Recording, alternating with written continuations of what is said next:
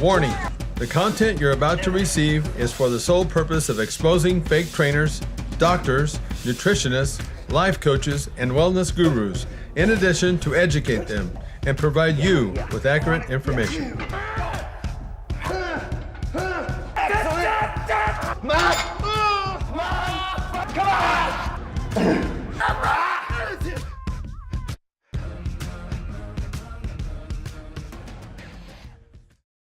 Okay, I've been in the gym business now for 30-some years and seen a lot of stuff. The thing that's scary, these days now is that, and I kind of blame it a little bit on the social media. There's so many trainers out in the industry that are hurting people. In fact, the gym accidents are on the rise. So my job now, is where I'm at in my career, is to now inform people, protect the consumer, inform and expose fake trainers or fake anybody that's in the industry. And the purpose of this video today is we're going to be talking with Rob. Thank you for coming in. Rob is going to be telling us an account of what happened to him. He had a bad experience in the gym. And so, Rob, with that being said, so tell me, when did this happen to you? You got hurt. I don't need to know exactly what it is that happened to you, but when did it happen to you? About 5 years ago. 5 years ago.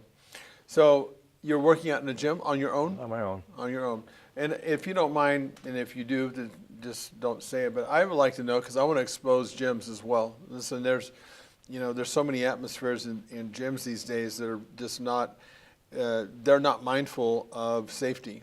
And that's a bunch of bullcrap when that happens, because, listen, not only did you get hurt, but what about the parents that send their kids there? Right. So you're in the gym. Where was it that you got hurt? It was in the gym over in Lindsay. Okay. I was working in Lindsay, okay, in an office there. Okay. And was it like a known gym?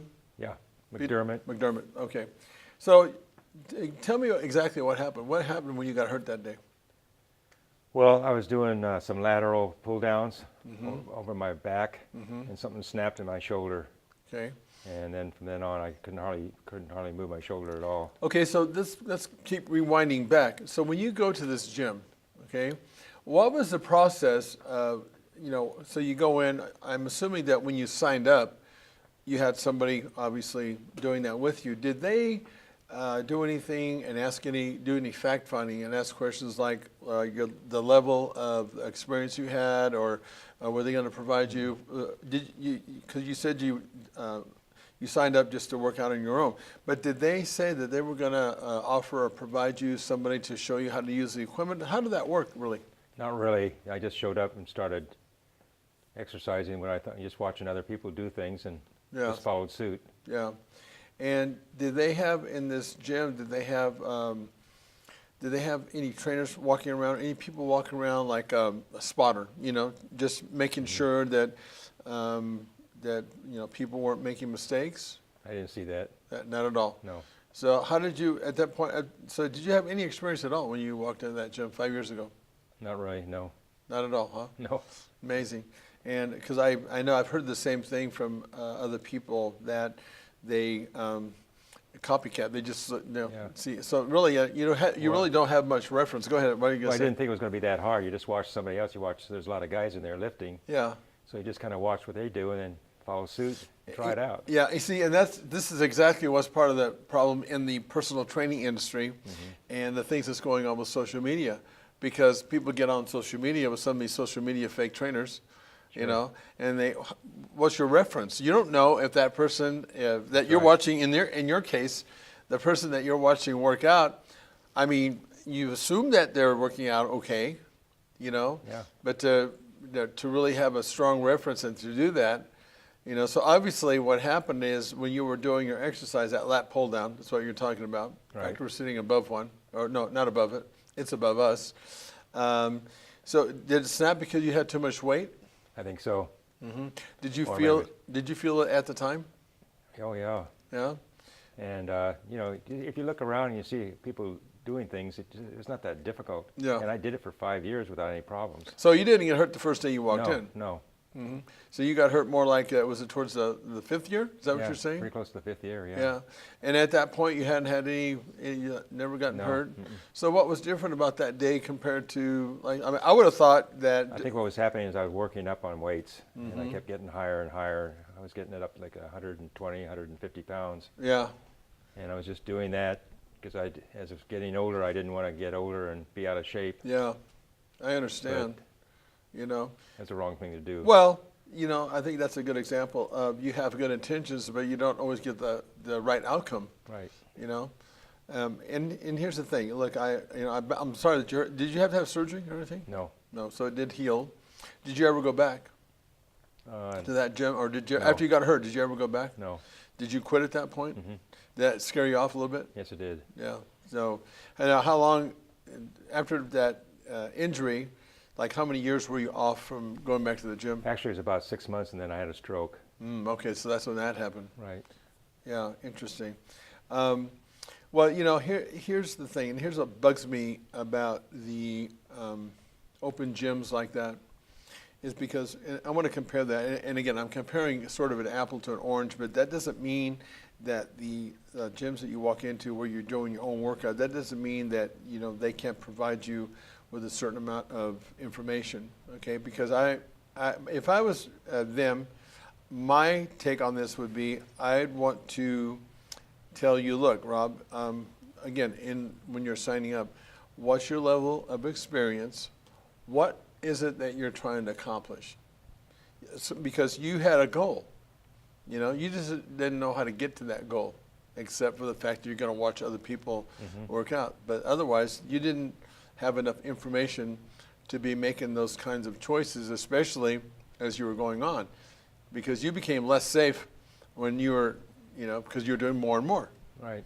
Well, I subscribed to Men's Magazine, you know, and Men's Magazine always had a lot of articles in there about lifting. Right. So I'd read the articles about lifting and how to do it. Yeah, and that's on a good thing, you know.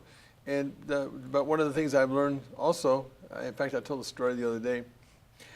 I was about 10 years into my bodybuilding, you know, and the mecca of bodybuilding is in LA. It's in Venice Beach. That's where all the big boys are. All the big bodybuilders are down there. And so in the meantime, I'm here in you know, my hometown, and I'm like looking at magazines, and I'm looking at photos of these guys. And I thought, how in the hell are those guys so much stronger than I am? That's just not possible. I'm not a weakling, you know? And yet these guys, I'm counting plates, and they're saying in the article, yeah, I'm doing this many reps and this many sets. I'm thinking, God dang it, man. What the heck's going on? Well, I found out. And when I went down there to Venice Beach, this is now a few more years, I went down there. I had a really great opportunity to do a photo shoot at Gold's Gym, where all the big boys are. That's right. Yep. I'm going to tell you something. I couldn't believe what was about to happen in the photo shoot. The crew that was there at Gold's Gym, they went into the back room, and here they come walking out with fake dumbbells, fake barbells. I kid you not. It's kind of the same thing in a way, because here I am, you know, somebody who's training in these magazines and trying to get information. Well, I could have really hurt myself, you know, because I'm thinking, how can they do that? Well, they weren't. They weren't doing it. Yeah. They weren't doing it, you know, and I just didn't have enough information. I think that's kind of the point here, you know. So I just think that if these gyms that you go into where you're working out on your own, if they really do care about their member, they'll take these steps and say, hey, Rob, look, because of the fact that you don't know, and even though you could probably figure this thing out eventually, you know, you're only going to pay, you know, I don't know what you're paying a month, but you're only going to pay $25 or $35 a month. But, you know what, we're going to go ahead and at least show you, based on what some of your goals are, we're going to kind of show you, you know, some of the exercises and the machines that you'd be using, and just some general information so you don't hurt yourself. Because that's what I would do, you know, and I would say, and you know, Rob, what you might want to do in about a month is that why don't you just come back and let's revisit this. It doesn't take that much more time, and it pisses me off to no end that somebody like a gym owner or gyms like that are not, they're not being, they don't, they don't really care about the safety of their customer. And I don't know why that is. It shouldn't be that way, because there's things that they could do that wouldn't be, it wouldn't take that much more time. And I just think as a consumer, the more that you're informed, even if it's a little bit, in the beginning, it might have saved you. Because I would have said, Rob, make sure that you don't, because I'm going to put you through a one-time deal, and then you're going to go out on your own. Because I want to get a level of where you're at, strength-wise. Mm-hmm. And I could give you some general guidance and say, look, Rob, I wouldn't recommend that you go any higher than this, okay, for this first month. And then how about if we just revisit that and see where you're at? Who knows if that would have protected you from getting hurt? But it might have, who knows? Right. That's right. Are there any other, like your shoulder now, do you have any range of motion issues as a result of that? No, I do. Yes, I do. Yeah, you think it's because of the injury? Mm-hmm. Yeah. Sure it is. Well, so the difference now is, unfortunately, you said you had a stroke. So that kind of, now you actually got into some training with a personal trainer. That's right. Yeah. And would you say that, again, just to give the audience some sort of a distinction, I guess, would you say that the attention that you get now, do you think that if that would have been the case before, have you been hurt ever since you've been working with a trainer, for example? No, I haven't. That really helps a lot. Yeah. So you think basically that if you would have had some level of attention when you were in this place, that you were on your own, right, that might have been a better situation. I'm sure it would have. Okay. And so basically that is the crux of, this interview. We just want to let people know that, this is really happening out there. And like I said, when I saw the stats, I was floored. I think, accidents are on the rise, and, my whole thing, again, to sort of recap, and the purpose why we're here is to make the people that are seeing this aware of what's going on. And I think that part of my job as not even a trainer, but part of my job is to inform you as a consumer to be armed with some certain questions going in when you go and join an open health club. I think it's important that you have a general, that's my pet fly. I think it's important that you have just sort of some general, a little bit of information so you can say, hey, what about this? Right. I'm a novice.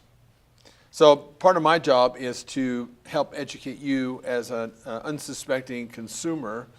And I would think that the gyms would take that very same mindset, because if they did, then they'd have better gym membership retention, as far as I'm concerned. I'm happy that you're, that you have a situation now where you're not exposing, or you haven't been hurt. Now you're just overcoming something else. Right. I guess that's life, though, huh? That's life. If it's not one thing, it's two. Yep. I used to hear that from my dad. If it's not one thing, it's two. I guess we have more to look forward to, right? Right. Well, when I had my stroke, I fell on it, which didn't help it any, and then it froze up. Oh, yeah. So then they wanted to do surgery on it. Yeah. And we came to the gym here, and I've been working out with a personal trainer. Yeah. And I've got probably 80% of it back in movement now. Yeah. That's actually pretty amazing. Yeah, I think so. Yeah. The thing about it, I'm just talking about that, is I can tell you this, from being I've been hurt, before, and I was paralyzed from a stroke myself. And I can tell you this, repetition, let me say that slower, is the mother of skill. And that's what you're seeing right now, that benefit from that, because basically your body, you can teach your body what you want it to do. And I say that you're on the right path. Yeah, it's mind, body. And I say that you're on the right path. And down the road, who knows, maybe 100% recovered. Yeah, I'll be down at Venice Beach. Down at Venice Beach, at Muscle Beach. I'll meet you down there, okay? Anyway, listen, I appreciate you coming in. All the stuff that we do is really important. You don't realize how much you impact other people that see this. It will impact them in some way, and that's all that's my goal. All right. Anyway, you look like you're all dressed up. You look like you're ready to go shopping somewhere. Or you're just going to go lunch. for lunch. Anyway, thanks for coming in, Rob. I appreciate that. If you want to get some more information on this, please go to my YouTube channel and subscribe. Not only subscribe, there's a little notification bell on the side. If you hit that, every time I upload a video, it will alert you.